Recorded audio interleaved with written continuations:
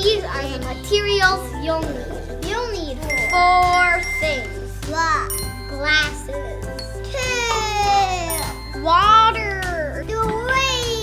Sparkling water. 4.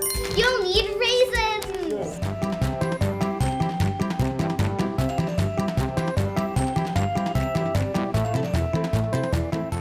Step 1. You'll need to pour the water into the glass. Step 2. Pour the sparkling water into the other glass. Oh, sparkling! Step 3.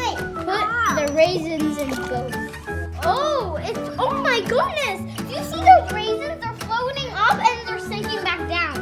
It's like they're jumping in the sparkling water, and all of them are sinking in the normal water we drink. It's like a volcano. That's so amazing! You can see that. Do you know what's happening? Raisins have a higher density than water, which is why they sink. The bubbles in the other glass are attaching to the raisin, pushing them up to the top of the glass. It's like tiny life jackets. When the bubbles attach to the raisins, it's called nucleation. The best part is when you can snack on it at the end. Bye-bye! Thanks for watching. Don't forget to subscribe.